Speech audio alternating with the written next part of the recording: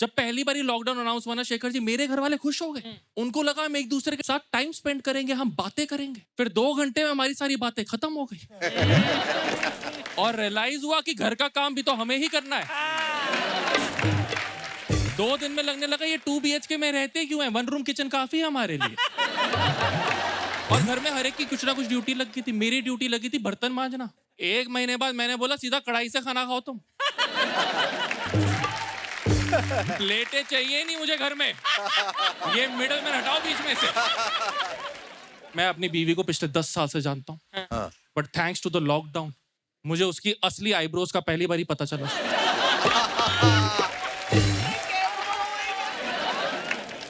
देखो मैं तो बनता भी नहीं आईब्रो पे जज करने वाला, मेरी खुद की यूनिब्राउ है।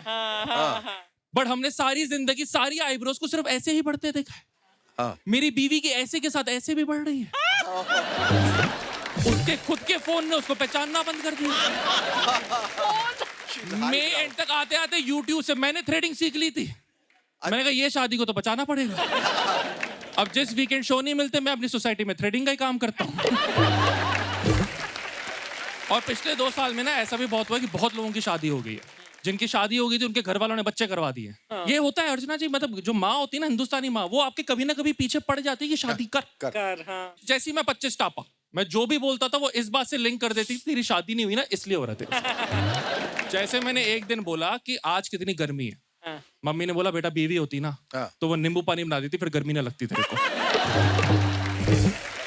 So true. पापा पीछे बैठ के बोल रहे हैं मेरा नींबू पानी का झूठी। और घर वाले चाहते हैं कि आपकी शादी हो जाए बट ये नहीं चाहते कि आपका अफेयर हो। इसलिए आज तक सारे लड़के अपने गर्लफ्रेंड का नंबर अपने फोन में कस्टमर केयर से सेव कर रहे हैं। और उनके घर वालों को समझ में भी नहीं आ रहा है ये कौन सा कस्टमर केयर है जो दिन में 10 बार फोन कर रहा है। और जो सारी लड़कियां हैं वो अपने बॉयफ्रेंड का नंबर सुरेंद्र भैया के नाम से सेव कर रही हैं। सुरेंद्र को पता ही नहीं उसकी 5 करोड़ बहनें बैठी हुई हैं। अगर आपको लव मैरिज कर रही है ना, आपके लिए सबसे बेस्ट चीज है कि आपके किसी कजन ने पहले कर ली हो। कोई फिर घर वाले कुछ नहीं बोल सकते। क्यों अगर उन्हें कंप्लेंट कर दी तो आप बोल दोगे कि मामे के बेटे की शादी में तो बड़ा नाच रहे थे, तब 10-10 रुपए बाहर रहे थे, मेरी बारात में आपको क्या दिक्कत आ रही है। और अर्चना जी आप सोच रहे हो कि ये सब मुझे कैसे पता है, क्योंकि मेरी भी लव मैरिज हुई है। आई नो मेरी शक्ल से लगता नहीं है बट बिलीव इन योरसेल्फ। जो लोग ज्यादा तालियां बजा रहे हैं उनको ज्यादा लग रहा है हाँ भाई इसकी होगी तो हमारी भी हो ही जाएगी। बट शेखर जी मेरी पता है शिकायत क्या है कि लोग ना इंडिया में यही बात करते रहते हैं कि अरेंज मैरिज में एडजस्ट करने में टाइम लगता है। कोई ये नहीं बता रहा कि लव मैरिज में भी बहुत टाइम लगता है। लाइक मेरी बीवी और मैं जब हम डेट कर रहे थे, हम दोनों का झगड़ा होता था, हम चिल्लाते थे एक दूसरे पे तू भाड़ में जा तू भाड़ में जा। फिर दोनों अपने अपने घर चले जाते थे। फिर हम डेटिंग ऐप डाउनलोड कर रहे हैं, लेफ्ट स्वाइप मार रहे हैं, राइट स्वाइप मार रहे हैं। हफ्ते बाद टीवी पे कुछ कुछ होता है, मैंने कहा अंजलि तो वही है कॉल करो उसको। शादी के बाद हम मुंबई में 1 BHK में रहते थे। झगड़ा होगा भी तो बंदा बाहर में जाएगा कहां पे। इंसान कब तक बाथरूम में छुप के बैठ सकता है। मैं तो मजाक नहीं कर रहा, हमारे लिविंग रूम में एसी तक नहीं था। झगड़ा होता था खुद ही दोनों दूसरे को सॉरी बोलते थे कि दोनों को बेडरूम में सोना है। एसी।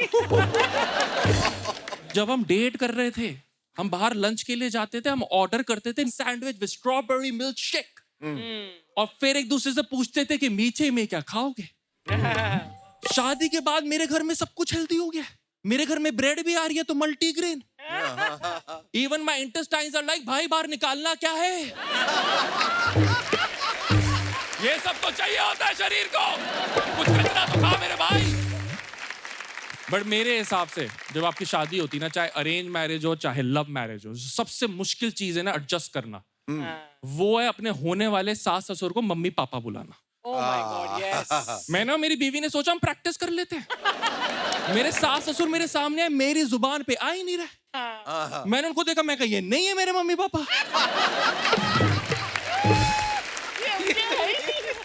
और मुझे गलत मत समझना, मेरे सास ससुर बहुत ही चिल लोग हैं, एकदम पार्टी वाले। मेरा आज तक उनसे एक बार झगड़ा नहीं हुआ है।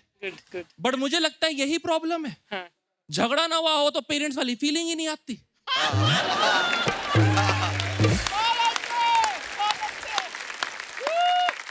अपने खुद के घर में मेरा लाठी चार्ज हो रखा है।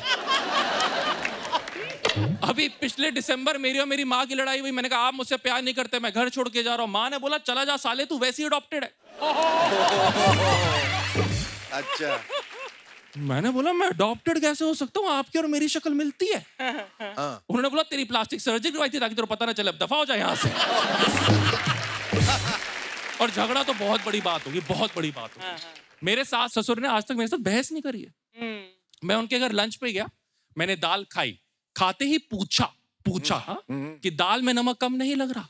मेरी सासू माँ नमक ले आई, वो दाल पे मिक्स करके पहले खुद खा रही है, कह रही बेटा ये परफेक्ट है, अब तुम खा लो। मैंने एक बारी अपनी माँ को बोला कि दाल में नमक कम नहीं लग रहा, उन्होंने कहा सब्जी में ज्यादा मिक्स करके खा जाओ। पर शेखर जी, अर्चना जी, 28 साल की उम्र में मेरी शादी हुई थी। अब पहले 28 साल तक मैंने सिर्फ एक ही माँ बाप बोले, अब 29 साल में तुम बोल दो 2 माँ बाप हो जाए। मैं बीवी के पास शादी से पहले गया, मैंने कहा देख मुझसे तो नहीं बोला जा रहा तेरे पेरेंट्स को मम्मी पापा। उसने बोला मैं तेरे पेरेंट्स को नहीं बोल पा रही। मैं कहा परफेक्ट। तो इसी बात पे हमारा एग्रीमेंट साइन होने लगा। बट साइन करते करते मुझे पता चला कि मेरे फादर इन लॉ के पास 4 और प्रॉपर्टीज है।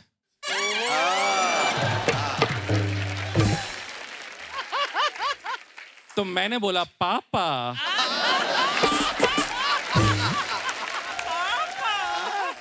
दाल में नमक कम नहीं लग रहा आपको? अब मैं उन्हें पापा मम्मी बुलाता हूँ तो मेरी बीवी को, मेरे पेरेंट्स को पापा मम्मी बुलाना पड़ता है। और मैंने ये नोटिस करा है, जो एक कपल जब होता है ना, वो दोनों पापा मम्मी कर रहे होते हैं, साथ में जो दोस्त होते हैं उनको समझ में नहीं आ रहा होता किसके पापा ने क्या कर रखा है। सही बात। दोस्त तो छोड़ो यार, कभी कभी पापा मम्मी कंफ्यूज हो जाते हैं। मैं एक बारी पापा से बात कर रहा था, ओरिजिनल वाले, तो ओरिजिनल। हाँ। तो मैंने उनको बोला हाँ कल मम्मी मार्केट गई थी, पापा मम्मी का झगड़ा हो गया। मम्मी रूम पे आए चिल्लाते हुए, मैं कब गई थी मार्केट में? मैं कहा आप नहीं गए थे, नई वाली मम्मी गई थी। नई वाली मम्मी। माँ ने बोला इसीलिए तू अडॉप्टेड है, दफा हो जाए यहाँ से।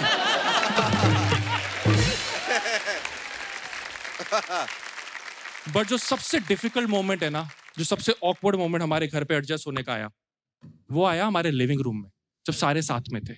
मैं, मेरे फादर इन लॉ और मेरे पापा, हम तीनों उस तरफ टीवी देख रहे थे और मैंने बोल दिया पापा। अच्छा। वो दोनों मुड़ गए मेरी तरफ। ये मेरी लाइफ का पहला लव ट्रायंगल था, जिसमें I am the centre of attention.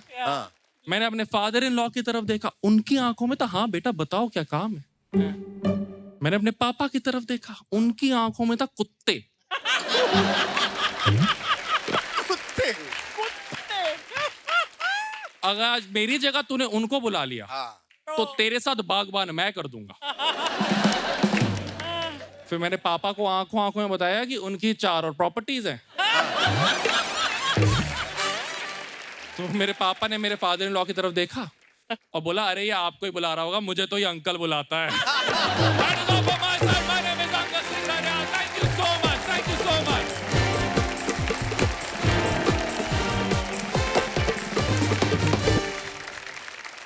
छा गए तुसी, छा Thank you, गए ma'am. Angad. Thank you, ma'am. इतनी सिंप्लिसिटी के साथ लेकिन इतनी ब्रिलियंस के साथ तुमने अपना स्टैंड अप किया है। So Thank you hats so off. much. Very, very good. Thank you. Angad, I think what caught my attention is your complete ease on stage, as though you were performing with your two fathers in your drawing room. Mind blowing था यार। और बहुत अच्छा। वो एक घूम के टहल के वाली जो बात, which you made the act look conversational, is your unique selling point. And this was a very, very deserving standing ovation, just like him. So we'll all clap for you once again. Thank you, sir. Thank you so much. अब एक बात बताओ मुझे आप कि ये सारे पंजाबी हाँ जी, हैप्पी गो लकी क्यों होते हैं? मैं सच्ची बात बताऊं, ये हैप्पी को लक्की तभी तक होते हैं जब तक ये पापा नहीं बन जाते। अच्छा। हाँ। फिर हैप्पी को लक्की बंद हो जाता है। हाँ। मेरे पापा हैं, वो बहुत गुस्से वाले हैं। आंखों में देख के बोलते थे मारूंगा 10, गिनूंगा 1। मैं एकदम घबरा जाता था कि ऐसा क्यों कर रहे हो। फिर धीरे धीरे अंदर का कॉमेडियन बना। एक दिन उन्होंने बोला मारूंगा 10, गिनूंगा 1। मैंने क्यों गिनती नहीं आती क्या? फिर लगाई 10। उस दिन पड़ी 50, गिने 5। अंगद ये बताइए कि पंजाबी मतलब पंगड़ा, पंजाबी मतलब लस्सी, दारू, छोले भटूरे, राजमा, ये इससे आप लोग इरिटेटेड हो जाते हैं थोड़ा सा? नहीं, मैं इरिटेट इतना नहीं होता हूँ क्योंकि छोले भटूरे और लस्सी तो मुझे पसंद है। हाय हाय। बट कुछ ना पॉजिटिव स्टीरियोटाइप भी बड़े हैं हमारे साथ जुड़े हुए। हाँ। जिस तरह की हम एकदम ब्रेव हैं, हम किसी से डरते नहीं, निडर हैं। मैं वैसा बिल्कुल नहीं हूँ। कैसे हो फिर, कैसे हो? मैं बहुत बड़ा डरपोक हूँ अर्चना दी। वाह वाह। मैंने हॉरर मूवी देख ली तो मैं अकेले सो नहीं पाता। मैं आपको किस्सा सुनाता हूँ। मुंबई एक दोस्त के घर जा रहा था, उसकी सड़क एकदम सुनसान, हाँ। ना लाइट ना कुछ। तो मैं घबरा गया, मैं नहीं जा सकता इस गली में। तो मैंने वही करा जो एक समझदार इंसान करेगा। क्या? मैंने वेट करा कि पहले कोई आए, मैं साथ साथ चला जाऊंगा, है ना? तो एक लड़की आई, मैं उसके साथ साथ चल पड़ा। मैंने इतनी दूरी रखी कि उसको कुछ ना लगे, हाँ। बट मैं इतना पास था कि भूत आ गया तो मैं उसकी बलि दौड़ा के भाग जाऊं। बट फिर शेखर जी मुझे ध्यान हुआ कि हो सकता है यही भूत हो। हाँ, कह रहे हैं। इसने देखा मैं ऐसी गली में घुस नहीं रहा हूं, हाँ। तो ये इंसान का रूप लेकर आ गई। पहले तो उसने व्हाइट ड्रेस पहन रखी है, जो आपको पता है सारे भूतों की यूनिफॉर्म है। उसके घने लंबे बाल थे, जो तो हम पंजाबियों को तो बड़े ही पसंद है। वो लड़की है जो हम नॉर्थ इंडियंस को बड़ी पसंद है। मुझे तो यकीन होने लग गया ये भूत ही है। मैं पत्थर ढूंढने लगा, वो मुड़ गई। मैंने कहा गए भाई, हो गया काम। कहने लगी सर मुझे पता है यहाँ मुझे डर लग रहा था, थैंक यू, आप मेरे साथ है, मेरी रक्षा करी आपने। मैंने कहा मैडम जी प्लीज, ये तो हम पंजाबियों का फर्ज होता है।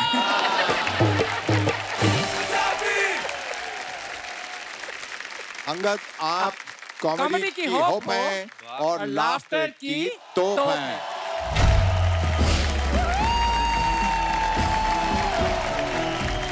Congratulations! Thank you so Well much. done, very well done.